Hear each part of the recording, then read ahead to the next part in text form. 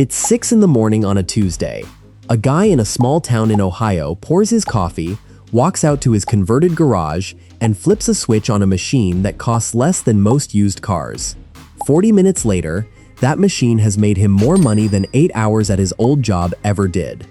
No employees, no storefront, no boss breathing down his neck. This isn't some fantasy pitch. These are real machines, sitting in real garages and spare rooms across the country, right now. Today, I'm going to show you 7 of them. Each one fits in a small space, and each one can turn a single hour of your time into serious cash. Stick around, because I'm going to show you the one mistake that kills this business before it even starts. Let's get into it. This video is just for informational and educational purposes only. We do not guarantee income or results. Success depends on individual efforts, skills, and market conditions. Number 1. The Countertop Dehydrator. There's a little corner of the food world that most people walk right past in the grocery store, and it's quietly turning into one of the easiest side businesses out there. Ever notice how a small bag of dried mushrooms can run you $12 to $18, and it's barely a handful?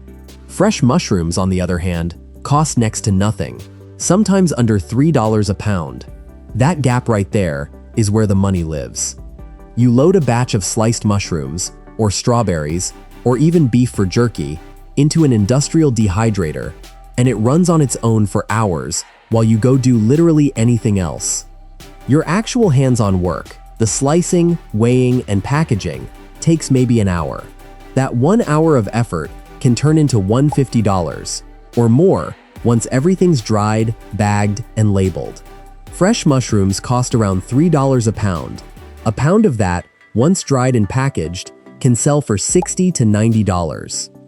The real trick that most people miss is running multiple batches at once. While one tray of mushrooms is drying, you're already prepping the next round of apples or mango.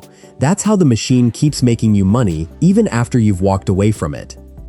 Getting started doesn't take a fortune. A solid dehydrator for this kind of work runs somewhere between $400 and $1,500, and you can even grow your own mushrooms at home with a basic kit for under $40. From there, you're looking at farmers markets, health food stores, and small local grocers who are always hunting for something different to put on their shelves. In plenty of mid-sized towns, nobody's doing this yet, which means whoever starts first basically has the whole market to themselves. Number 2. The Nail and Fastener Machine. Nobody thinks about nails until they need one, but that's exactly why this business works so well. Every single day, framers, roofers, upholsterers, and hardware stores are burning through boxes of nails and staples, and most of that supply is trucked in from some warehouse 3 states away. Anyone willing to make them locally has a serious edge, simply because there's no shipping delay and no middleman jacking up the price. This machine takes plain rolls of steel wire and turns them into finished, sharpened nails ready to sell. In a single hour, it can pump out somewhere between 10 and 18 pounds of nails, depending on the size you're making. The wire itself is cheap, usually costing around $15 to $20 for that hour's worth of production. Sell that finished product to a hardware store or contractor at standard market rates, and you're looking at revenue between $60 and $150 for that same hour, which puts your profit somewhere in the $40 to $130 range. Now, is this the flashiest margin on the list? Not really, but the volume makes up for it. Someone running this machine a full workday, feeding local lumber yards and hardware stores, can pull in anywhere from $2,000 to $5,000 a week if the orders are steady. As for getting one, entry-level machines typically cost between $10,000 and $25,000 imported. Before you even think about buying, line up a few hardware stores or contractors who'll commit to buying your output. That guarantee matters more than the machine itself. And don't skip maintenance. The blades and pointing dies wear down fast, so set some money aside early to keep the thing running smoothly for years instead of months. If you want links or full details on where to get these machines, just comment "I'm ready," and I'll share the complete list with you. Number 3. The Wire Mesh Machine. Drive past any construction site, farm, or school, and you'll spot it everywhere. Chain link and wire fencing stretched out for what feels like miles. Nobody really notices it, but somebody has to make the stuff. And in a lot of mid-sized American cities, there's no one local doing it. Everything gets shipped in from a big supplier hours away, with freight costs and middlemen tacking on extra dollars at every step. This machine changes that. Feed it rolls of galvanized wire, and it spits out finished fencing mesh, ready to install. In a single hour, you can produce somewhere between 800 and 1,500 square feet of mesh, depending on the pattern you're running. The wire itself only costs about 15 to 20 cents per square foot, but once it's finished mesh, you can sell it for around 80 cents to $1 per square foot, easily competing with anything trucked in from out of state. Run the numbers on just 1 hour of work, and you're looking at revenue close to $700, with your material costs sitting around $150 to $250. That leaves a profit of roughly $450 to $550 for that single hour. Now, this one takes real investment upfront. Imported machines start around $18,000, so it's not a cheap entry point, but the payoff scales with how much you produce. Guys running these a few hours a day, supplying local contractors and farmers, are pulling in $15,000 or more a month. The tricky part is cash flow. Buying enough wire to keep production steady eats into your working capital fast. The fix is locking in supply agreements with building material distributors ahead of time, so you've got predictable monthly orders instead of scrambling for buyers after the fact. Number 4. Portable laser cleaning. There's a service almost nobody offers in smaller cities, and it's honestly kind of wild to watch in action. A portable laser cleaner strips rust, old paint, and grime right off metal using nothing but a beam of concentrated light. No chemicals, no scrubbing, no water involved. The dirt just vaporizes in front of your eyes.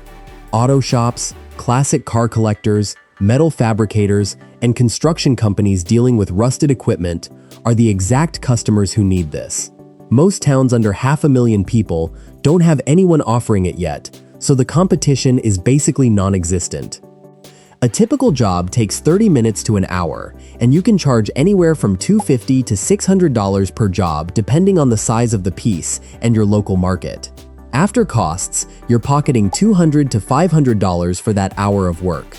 Best part, you don't need a shop. You load the machine into your truck and drive straight to the customer.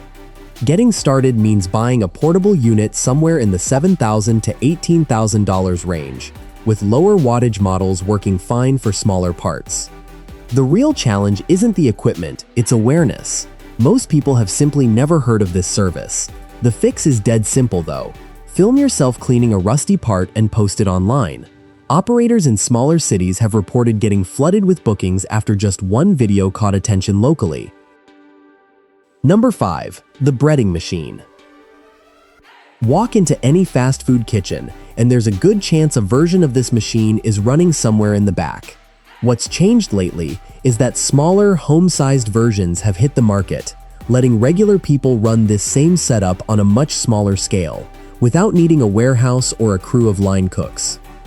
You season your chicken, dump it into the machine, set your flour thickness, and it breads everything in a steady, continuous line. No standing there coating piece after piece by hand. In 1 hour, you can turn out around 80 pounds of finished breaded chicken.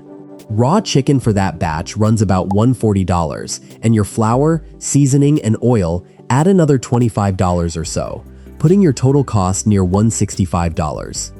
Now here's where it gets interesting. Sell that in bulk to restaurants or delivery-only kitchens, and you're looking at $3 to $4 per pound, which brings in $240 to $320 for that hour, leaving a modest profit. But sell it retail, straight to regular customers who want quality breaded chicken without the grocery store markup, and pricing jumps to $8 to $10 a pound. That same hour can bring in $640 to $800, with profit landing well over $500. Wholesale is the easier route to get moving fast.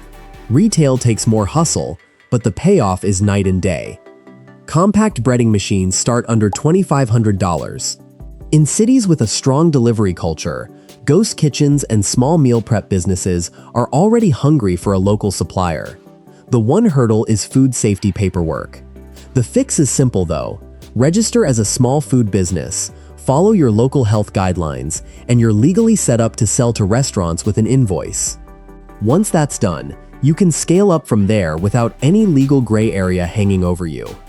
Before number 7, make sure to subscribe to this channel. We are aiming to reach 50,000 subscribers, and your support truly makes the difference. Number 6, the sausage making machine.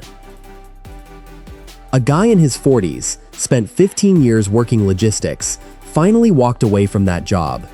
These days, he runs a small sausage operation out of a converted spare room, working just 3 mornings a week, and somehow bringing home more than his old paycheck ever gave him. The math behind it is refreshingly simple. 10 pounds of pork, bought straight from a local butcher or small processor, costs around $35.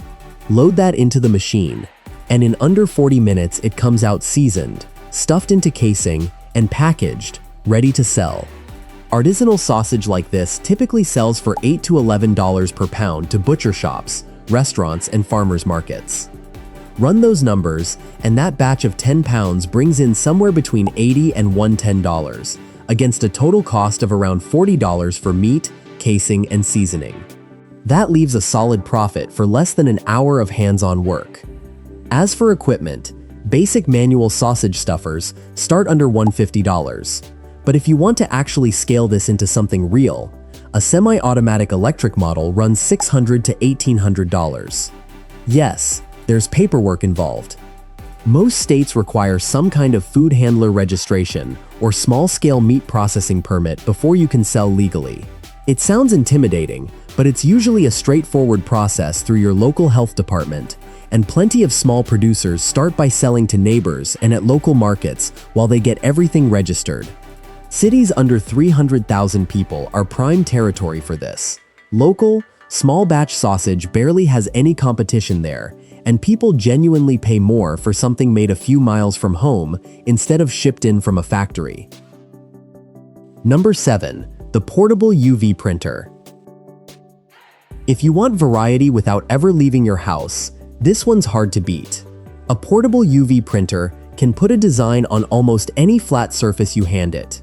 Phone cases, coffee mugs, wooden signs, leather wallets, ceramic tiles, picture frames, you name it. The ink cures instantly under UV light, so there's no oven, no waiting around, no extra steps standing between you and a finished product. In 1 hour, a single person can crank out somewhere between 20 and 30 custom phone cases. A blank case costs next to nothing, usually around $2, and the ink used per piece runs about $1. Slap a custom design on it, something a customer picked out or sent you themselves, and you can sell that case for $25 to $35 through Instagram, Etsy, or word-of-mouth referrals. Do the math on a full hour, and your material costs land around $60 to $90, while your revenue hits $500 to $900. That leaves you with a profit somewhere between $400 and $750 for work you can do from your kitchen table. A reliable printer, imported and solid enough for regular use, runs $3,500 to $12,000 depending on the print bed size. The software that comes with it isn't complicated either. It works a lot like Canva, so you're not stuck learning some complex design program. The one thing that takes patience is getting your alignment dialed in. Expect a week or 2 of practice before your prints come out perfectly centered every time. Sticking with one product size at first, all the same phone case model for example, saves you from constantly readjusting the machine for different shapes. Here's an angle most people overlook. Local businesses need branded merchandise constantly, and a single order for a few hundred custom mugs or keychains with somebody's logo on them can outweigh weeks of one-off retail sales combined. 7 machines, 7 different businesses, but they all run on the same idea. Each one turns a single hour of your time into money that a normal job would take a full day to pay out. I'm not telling you this is easy. You still need buyers lined up, you still need to figure out distribution, and none of this scales overnight. But when a machine is working for you around the clock, the math on your time completely changes. So, which one of these actually got your attention? Drop it in the comments, I read every single one. And if you want the full breakdown on any of these 7, including real cost numbers and where to actually buy the equipment, That's coming in upcoming videos. Subscribe and turn on notifications so you don't miss them, because every week I'm breaking down another real way people are making money that most folks have never even heard of.